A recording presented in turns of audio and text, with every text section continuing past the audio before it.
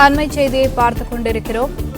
சென்னை உயர்நீதிமன்றம் முன்பு விசிகாவினரால் தாக்கப்பட்ட வழக்கறிஞர் ராஜீவ்காந்தியிடம் போலீசார் விசாரணைக்கு ஆஜராக சம்மன் அனுப்பியுள்ளனர்.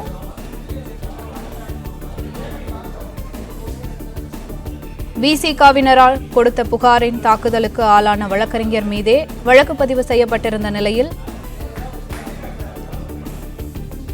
இதுகுறித்த கூடுதல் விவரங்களை எமது செய்தியாளர் கதிரவன் வழங்க கேட்கலாம். வணக்கம் கதிரவன், விவரங்கள் என்ன?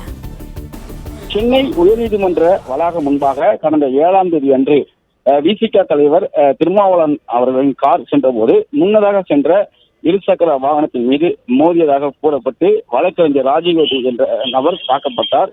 குறிப்பா ஸ்பீட் பிரேக்கர்ல அந்த கார் ஏறி இறங்கும் போது முன்னதாக சென்ற ராஜீவ்காந்தி என்பவரின் இருசக்கர வாகனத்தில் மோதியதாகவும் அந்த ராஜீவ்காந்தி என்பவர் திருமாவளவன் அவர்கள் இருந்த காரை நோக்கி கேள்வி எழுப்பியபடி சென்ற போது அவர்கள் கூட உடனிருந்த வழக்கறிஞர்கள் மற்றும் அவர் தொண்டர்களாக தாக்கப்பட்டார். அது குறித்தான வீடியோ காட்சிகளும் வெளியானது.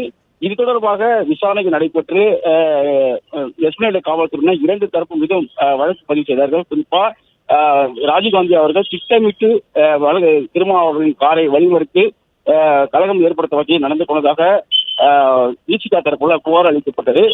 குறிப்பா பார்வையர் என்பவர் அளித்த புகாரின் அடிப்படையில் வழக்கறிஞர் ராஜீவ்காந்தி மீது எஸ்பிஐ போலீசார் 3 பிரிவுகளில் வழக்கு பதிவு செய்தார்கள். யாரேனும் தவறாக தடுத்து நிறுத்தல், கொலை மிரட்டல் விடுத்தல், அமைதியை சீர்குலைக்கும் நோக்கில் செயல்படுதல் உள்ளிட்ட 3 பிரிவின் கீழ் வழக்கு பதிவு செய்யப்பட்டது. அதே போல வழக்கறிஞர் ராஜீவ்காந்தி விசிகவினால் தாக்கப்பட்டு மருத்துவமனையில் அனுமதிக்கப்பட்டு தன்னை தாக்கியவர்கள் மீது நடவடிக்கை எடுக்கப்பட வேண்டும் என்று ஒரு புகார் ஒன்று அளித்திருந்தார். குறிப்பா அடையாளம் தெரியாத 20 நபர்கள் மீது இந்த வழக்கானது பதிவு செய்யப்பட்டது.